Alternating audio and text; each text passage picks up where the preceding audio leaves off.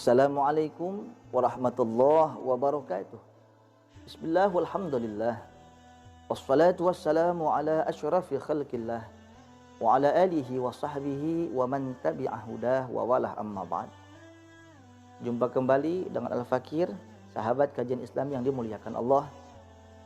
Semoga senantiasa Allah memberikan kita nikmat sehat wal afiat, hati yang tenang, semua kebutuhan Allah cukupi, utang-utang cepat lunas, yang belum nikah jomblo fisabilillah, lumutan ta'lim, semoga cepat dapat jodoh yang soleh dan solehah.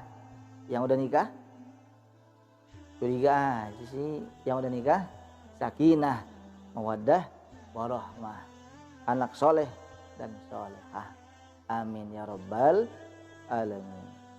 Sahabat kajian Islam yang dimuliakan Allah, manusia itu versi hadis, ada yang awalnya baik, pertengahan umurnya baik, akhirnya nggak baik atau sulh khotimah.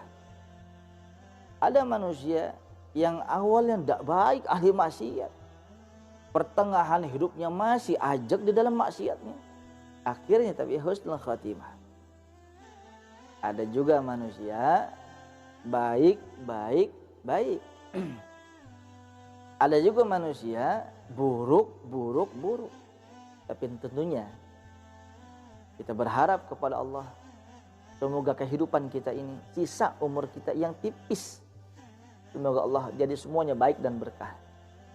Allah tutup usia kita dengan husnul khatimah. Sahabat kajian Islam yang dimuliakan Allah, sebelum kita di akhirat nanti, maka penentu baik dan buruk nasib kita di akhirat adalah di alam barzakh, di kuburan kita. Satu alam antara dunia dan akhirat. Apa yang kita tanam sekarang di kuburan itu yang kita tuai. Cuma dua, khufrah min khuffarin niran, cercah daripada lubang neraka, raudhah min riyadil jinan, miniatur taman syurga. Saudara yang dimuliakan Allah, ketika dikubur kita sudah tenggelam dengan secercah lubang neraka, punten 9-10-9% gak jauh beda nanti di akhirat.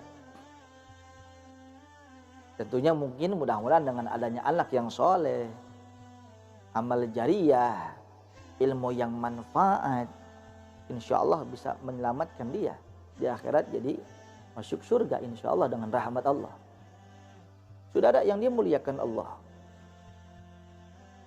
kebanyakan siksa yang ada di dalam kubur itu ternyata termaktub dalam satu kisah ketika Rasulullah SAW jalan bersama sahabat dari satu acara di tengah pemakaman. Tiba-tiba Rasulullah menangis. Maka sahabat bertanya, ya Rasulullah, wa maza yubkika? Wahai Rasul, apa yang menyebabkan kau menangis ya Rasulullah? Innahumma la yu'azzabani. Hadis ini termaktub di dalam kitab hadis sahih Bukhari dan sahih Muslim. Rasulullah bersabda, yang bikin aku nangis wahai sahabat, karena ada dua jenazah di makam itu yang sedang diazab oleh malaikat. Seandainya kalian mendengar, la sa'iktum, kalian akan pingsan bahkan hampir mati. Saking mendengar jeritan tangisnya, azabnya luar biasa. Sakit begitu pilu. Semua mendengar. Binatang mendengar. Tumbuhan mendengar. Bangsa jin mendengar. Apalagi malaikat. Termasuk diriku mendengar. Lalu sahabat bertanya, ya Rasulullah, apa dosanya itu jenazah? Apa dosanya itu jenazah? Yang pertama sabda Rasulullah. Ini yang pertama kata Rasul dulu ketika di dunia, yas'a bainan nas bin namimah. Ketika hidup di dunia dulu, di komunitas ini ngadu domba. Di paguyuban itu gosip. Kumpul di habitat itu jelek-jelekin orang. Kumpul di pojok sini fitnah orang. Lisanmu adalah harimaumu. Saudara yang dimuliakan Allah, al-fitnatu asyaddu minal qatl.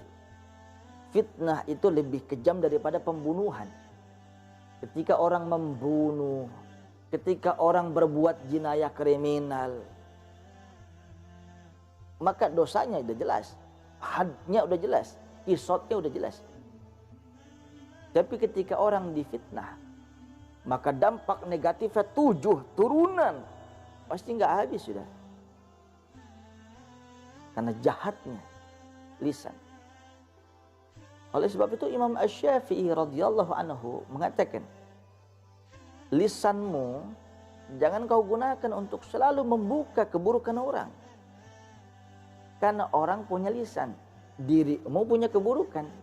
Singkat cerita, kalau ndak mau digosipin, jangan suka gosipin orang. Kalau nggak suka difitnah, jangan suka fitnah orang. Kalau nggak suka ngecengin, tahu ngecengin, jelekin, bully temen, jangan suka ngebully orang. Al jaza min jinsil a'mal. Tidak ada hukum karma di dalam agama kita. Tapi yang ada al jaza min jinsil a'mal. Pembalasan sesuai dengan perbuatan kita. Wa jazaa'u sayyi'atin sayyi'atun mithluha. Pembalasan satu keburukan pasti Allah akan balas seperti itu juga. Maka tutup semua dengan taubat. Kembalikan harta orang yang kita zalimi. Istirda, mohon ampun, mohon ridho, mohon rela, mohon maaf kepada orang yang kita zalimi. InsyaAllah Allah putihkan semua. Ngadu domba. Lalu yang kedua, ya Rasulullah, itu jenazah apa dosanya? Rasulullah bersabda, dosa ini yang kedua, kata Rasulullah, la yataharrazu minal baul. Dulu ketika di dunia, dia tidak hati-hati ketika dia kencing. Oleh sebab itu, ada satu hadis yang diriwayatkan daripada sahabat Abu Hurairah. Rasulullah sallallahu alaihi wasallam bersabda, istanzihu minal baul fa inna ammatal qabr minhu. Hati-hatilah, bersihkanlah, usahakan bersihkanlah setelah engkau buang air kecil. Karena sesungguhnya azab kubur yang terbanyak mayoritas diderita penghuni kubur karena kencing enggak hati-hati. Bisa kencing, bisa buang air kecil enggak cebok, atau buang air kecil cebok tapi enggak pakai ilmu. Mohon maaf, cebok asal cebok, tapi kencingnya sambil berdiri, pakai celana, pakai pensil ketat, ikut lepet, diturunin males, diangkat serba salah, dimepet, akhirnya dia kencing sambil berdiri, dia buang air kecil sambil berdiri, kecipratan lah. Karena dampaknya saudara, dampaknya adalah di ibadah sholat kita. Bagaimana mau sah ibadah sholat kita, sementara kainnya, sementara celananya, celana dalamnya itu ada najis. Wa min syurutis shalah, dan sebagian daripada syarat sah salat at-taharah fil badan wal malbas, suci di badan dan dipakaian daripada najis. Bagaimana sah salat kita? Sedangkan sah ma ijtama'at fihi asyurut wal arkan, segala terkumpul syarat-syarat dan rukun-rukun sah ibadah kita, tapi di situ kena najis. Ya Allah ya Karim. Itulah sebabnya, saudara yang dimuliakan Allah, kalau azab terbanyak yang diderita oleh penghuni kubur lantaran kencing kagak cebok atau sembrono, itu yang kagak cebok, bagaimana yang kagak sholat? Nauzubillah min zalim. Sahabat yang dimuliakan Allah, oleh sebab itu kisah singkat ini mudah-mudahan bisa menjadi inspirasi bagi kita untuk selalu menggali ilmu kita. Apalah arti ibadah tanpa ilmu?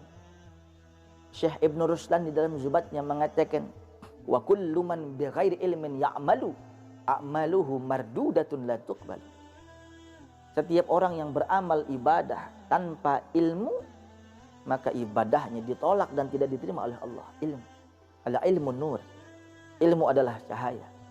Ketika ibadah tanpa ilmu, ibadahnya gelap, yang dampaknya tidak sah.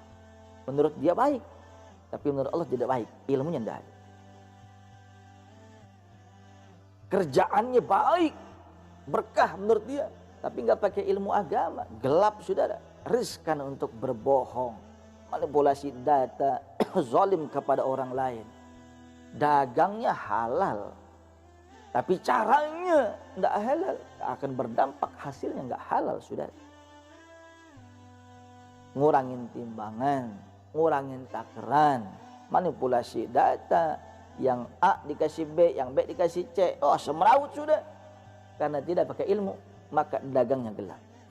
Saudara yang dimuliakan Allah, mudah-mudahan teguran bagi al-fakir, dan semoga manfaat buat kita semuanya selama umur masih dikandung hayat. Jangan lupa hib ta'lim, selalu mengkaji di mana aja ada majlis ilmu. Dahulukan kaki kita ke sana ketimbang yang lainnya, karena ilmu adalah cahaya. Mudah-mudahan Allah pun berikan kita cahaya keberkahan dunia dan akhirat. Terima kasih, mudah-mudahan ada manfaatnya. Assalamualaikum warahmatullahi wabarakatuh.